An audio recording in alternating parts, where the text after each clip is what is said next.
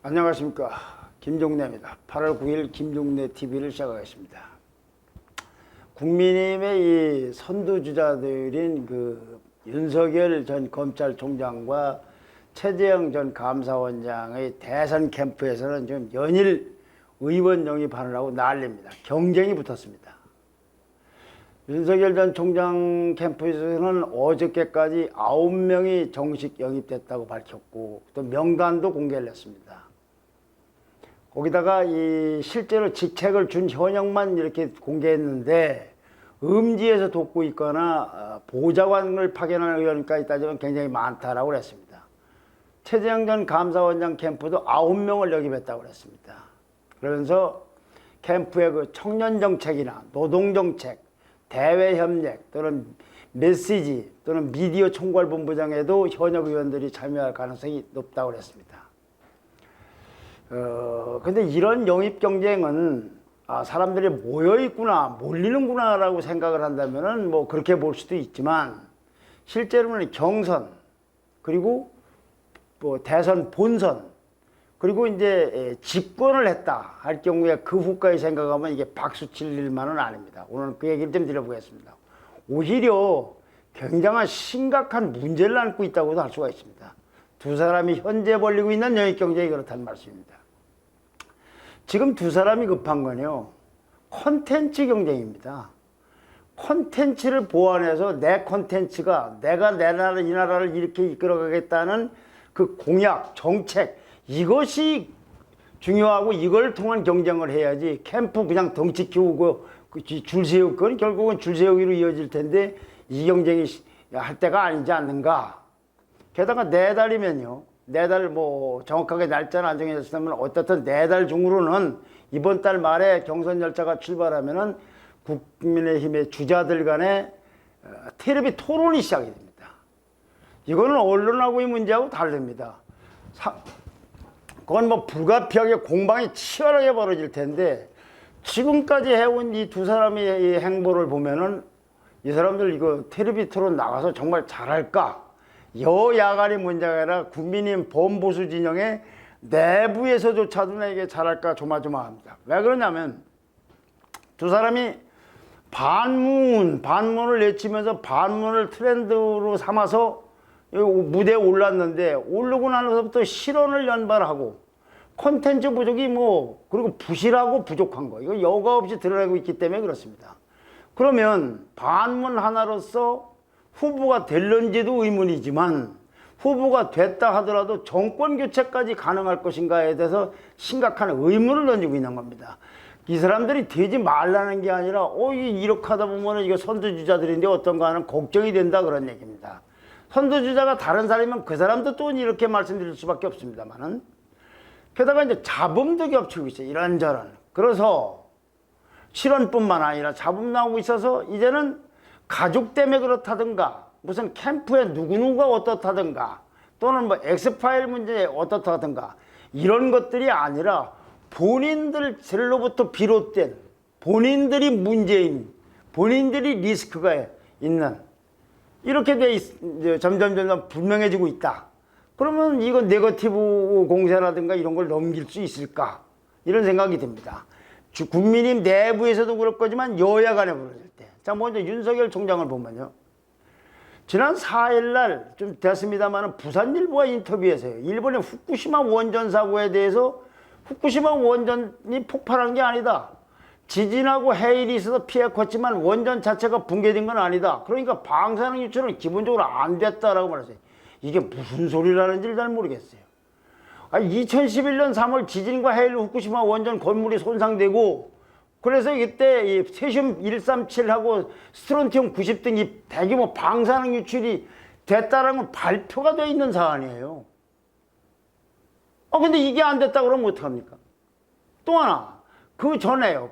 지난달, 지난 4일날 그랬지만 그 지난달 대전을 방문했을 때는 후쿠시마 사고라는 것도 사실 일본이 집안에 관한 문제지 원전 그 자체의 문제는 아니다. 이거는 원전이냐 아니냐를 따라서 사태 인식에 대한 근본적인 생각이 다른 거예요. 오해를 하고 있는 겁니다. 이건 실언이라고 할 수, 이걸 실수를 했다고 할 수 있을지, 이건 완전히 그냥 생각이 좀 다르다고 할 것인지 이해가 다르다고 해야 될지 모르겠으나 이런 것들이 그냥 일반적인 습속, 예를 들면 강아지를 갖고 어떻게 했다든지 누구를 만났을 때 어떻게 했다든지 그런 것이 아니고 나라를 이끌어갈 지도자의 정책과 관련된 메시지, 여기서 촉발됐기 때문에 굉장히 심각한 문제입니다. 그래서 정부의 규제에 대해서 얘기하더니 가난한 사람은 부정식품이라도 먹을 수 있도록 선택의 자유를 존중해야 된다라든가, 이것도 황당한 얘기 아닙니까? 또 저출생 그 대책을 설명하더니 페미니즘의 정치적 악용이 남녀 간의 건전한 교제도 막는다라고 하는 발언들이 나다. 또는 주 52시간제를 비판하다가 주 120시간 노동이라도 해야 된다든가. 코로나가 이 초기에 확산된 곳이 대구가 아니었다면은 봉쇄 문제가 나왔을 때 그게 아니고 다른 지역이었다면 밀란이 일었을 거라고 발언한다든가. 이런 대부분의 이야기들이 정책과 관련된 실언인데, 이거는 앞으로 정권을 잡았을 경우에 국정 운행을 어떻게 할 때 신뢰성에 굉장한 타격이 주는 겁니다. 대통령이 무슨 한마디 듣고 나서 덥석 한마디 하는데 이게 틀린 말이면 아주 곤란해지는 거 아닙니까? 지난 3월 4일 날 검찰총장 사의를 표명한 후에 뭐 몇 달 동안 나름대로 열심히 노력을 했다고 하는데, 드러나는 걸 보면은 이 콘텐츠가 부족한 건지 부실한 건지가 아주 황당한 경우가 많다 이거죠. 근데 더 이상한 것은, 자, 이것이 논란이 됐다라고 했을 경우에 들은 얘기라는 거예요. 읽은 책에서 읽었다거나 들은 얘기라는 거예요. 주 120시간 노동 왜 나왔느냐? 그러니까 게임 개발 현장에서 나온 얘기를 전한 것이다. 페미니즘 얘기는 그런 주장을 하는 분이 있기 때문에 언급한 것이다. 부정식품에서 가난한 사람은 부정식품에도 먹어야 된다고, 이건 밀턴 프리드먼의 선택을 자유에서 따왔다고 그런다. 아니, 자기가 습득을 해서 자기 얘기를 해야지. 논란이 벌어지면 난 누구한테 들었다, 내가 책에서 읽었다, 이거 갖고는 안 되는 거죠. 윤석열 총장 자신이 자기의 확고한 소신이나 철학이나 이거 결국은 콘텐츠 부족이기 때문에 이런 일이 생기는 거야, 아니다. 그래서 이제 그런 상황 속에서 정치권 인사들을 영입하면서 대선 캠프를 막 확대하고 난리를 치고 있는데, 문제는 그 이후에도 이렇게 보완이 됐으면 좀 덜 해야 되는데 실언은 계속되고 있다. 그러니까 이제는 아까 말씀드린 대로 외부에서 얘기한 엑스파일 같은 것, 또는 가족이나 여기서 리스크가 오는 것이 아니라 본인이 지금 리스크를 만들어내는 걸로 이제 상황이 바뀐 겁니다. 이래서 더 심각한 겁니다. 거기에다가 좀 누구하고 밥 먹을 때, 식사할 때 무슨 반주로 소주를 한다든가, 다리를 뭐 어떻게 벌린다든가, 누구하고 말할 때, 제가 이렇게도 보고서 말씀드리고 있지만 이렇게 한다든가, 이것들도 하여튼 이미지상으로는 별로 좋은 게 아닌가. 그 결과가 어떻게 나타나고 있느냐. 한국 갤럽이 지난주 3월 3일부터 5일까지 정치 지도자들에 대한 선호도, 그러니까 지지도를 물었어요. 윤석열 전 총장이요, 한 달 만에 6%포인트가 빠졌습니다. 지금 우리나라의 대선 주자들 중에 6%포인트를 가진 사람도 몇 명 안 됩니다. 근데 한 달 새로 6%가 빠져서 이제 19%, 20대로 해서 10대로 내려갔어요. 지난 3월 달에 그 사의를 표명한 검찰총장 그만둔 다음부터는 계속 한 20대를 유지해 오더니 드디어 5달 만에 이제 뚝 내려간 겁니다. 오늘 아침에 발표된 것도 한 4%가 한 달 만에 빠졌다고 나와 있어요. 캠프를 늘리고 아무리 사람을 만나도 본인이 이렇게 하고 있는 한 지지자들이 자꾸 떨어져 나가는 거 아닌가 이거죠. 최재형 전 감사원장은 더 황당합니다. 지난 4일날 온라인으로다가 출마 선언한 다음에 기자 간담회를 했는데요. 거기서 기자들이 정책에 대해서 많이 물었습니다. 기업 규제 완화는 어떻게 할 거냐, 산업구조 개편은 어떻게 할 거냐, 젠더 갈등 해소는 어떻게 할 거냐 등등 정책을 물으니까 대부분이 공부가 부족했다, 준비된 답변이 없어서 정확히 답변 드리기가 어렵다, 이런 말만 되풀이하고 있는 거예요. 그러니까 기자가 답답해서, 이런 기자는 이게 참 신뢰라고 할 수도 있지만 기자이기 때문에 묻는 거지만, 아니 준비가 안 됐는데 출마한 거 아닙니까? 라는 질문까지 나왔다 이거죠. 그러니까 감사원장을 사퇴할 때까지도 정치할 생각을 갖고 있지 않았다.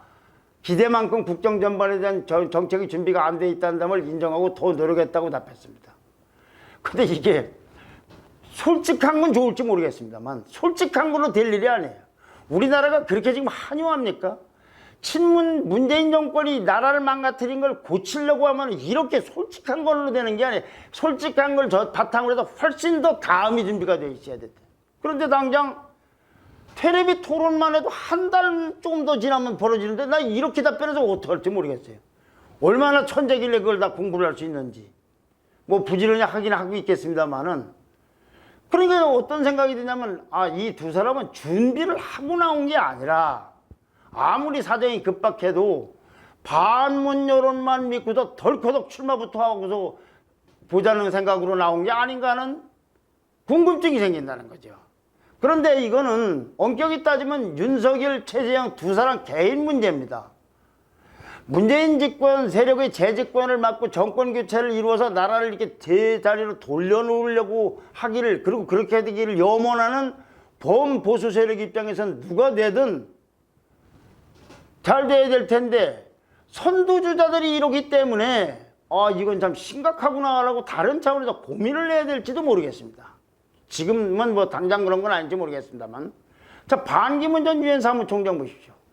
믿고 기다리고 무슨 백마를 탄 기사나 올 것처럼 그냥 기다렸는데 3주가 되더니 거의 깡통 기자가 돼버린 거 아닙니까? 5년 전에 그런 기억이 있는데, 이 사람들도 이렇게 되면 보수 세력은 정말로 난감해지는 겁니다.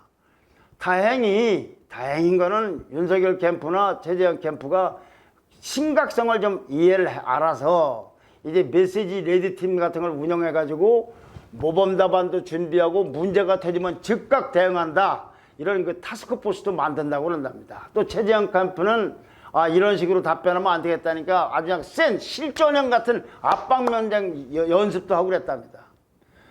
이걸 통해서 이제 뭘 좀 정책 돌발 상황도 대비를 하고 정치 철학이라든지 정책 기조도 그냥 코드를 잘 맞춰서 어떻게 이 메시지를 좀 잘 전파하려고 하는 것인데, 이런 상황인데도 만약에 재발됐다, 그러면 굉장히 심각한 일이 됩니다. 아마 보수 진영의 정치 종사자들 뿐만 아니라 일반 국민들, 특히 중도층, MZ세대 이런 사람들은 그렇게 뭐 아주 수구 꼴통 아주 골수 보수만 있는 건 아니지 않습니까? 지지한 사람이. 이렇게 해서 콘텐츠가 없는 상태에서 경쟁을 하듯이 이렇게 세부 풀리기만 하면 이건 필연적으로 줄 세우기로 이어지고 그 후유증은 만만치 않을 겁니다. 콘텐츠가 부족한 건 캠프 덩치를 아무리 키워도 그게 해결되지 않습니다. 지지율은 캠프를 키워서 올라가지 않습니다. 국민이 몇 천만 명 되는데 캠프에 뭐 의원들 몇 명이 있다고 해서 되는 게 아닙니다. 오히려 콘텐츠가 없이 공연히 새만 불려놓으면 자꾸 이상한 자리 한 자리 차지하는 사람들끼리 이상한 싸움만 벌어지고, 그리고 결국은 그것이 후유증이 클 겁니다. 또 하나 심각한 건요, 지금 이 친윤이나 친이로다가 불려질 정도로 이 세경쟁을 하는 것, 이거는 보수 세력에게는 뭐가 내리에 박혀 있냐면 친이와 친박이 내리에 박혀 있는데 이걸 부활하는 것처럼 보여요. 캠프를 두드리는 사람들도 혹시 그 친미나 친박 시절에 그 시절이 좀 달콤했던 시절을 생각하는 거 아닌가 하는 느낌도 듭니다. 그런데 실제로는요, 친윤이든 친이든 친채든 친이 친박이 될 수도 없습니다. 왜 그러냐면 윤석열 전 검찰총장과 최재형 전 감사원장은 현재의 지지율로 볼 때 대망론이나 대세론을 형성했던 이명박 전 대통령이나 박근혜 전 대통령에 비하면 비교가 안 됩니다. 이 사람들은 수십 년 동안 준비를 해갖고 와서 대세론하고 대망론까지 형성했는데도 친이 친박이 그렇게 문제를 일으켰었는데, 이분들 윤석열이나 최재형 같은 사람은 그 지지율 어림도 없고, 그런데 공연히 친이 친박 따라서 친윤 친채 만들었다, 이건 난패할 것이다. 또 설령 이런 계보가 됐다 하더라도요, 그들의 이 옛날에 친이와 친박이 했던 이 패권적인 형태, 이런 행태가 보수 세력에 얼마나 해악을 끼쳤는지 본인들은 깨달아야 됩니다. 캠프를 두드리고 줄을 못 서서 안다라는 의원들이 있다면 그들도 역시 헛꿈을 꾸지 말아야 됩니다. 국민들이 압니다. 저 사람들이 나라를 정말로 이끌어갈 사람들인지, 한 자리 하고 싶어 저러는 것인지. 게다가 일부 캠프에 참여한 일부 사람들은요, 범죄 혐의로 지금 수사를 받고 있거나 재판으로 유죄 판결을 받은 사람이 있다고 합니다. 그러면 국민들이 볼 때는, 다른 정치인들이 볼 때는 저 사람들 보신용, 보험용으로 캠프에 들어간 거 아닌가 하는 생각 안 들겠습니까? 또 하나요, 이렇게 돼서 캠프가 운영돼 가지고 설령 정권 교체가 돼서 이들이 집권했다 할 때는 그 주변에 있는 캠프 사람들이 무슨 소리 듣습니까?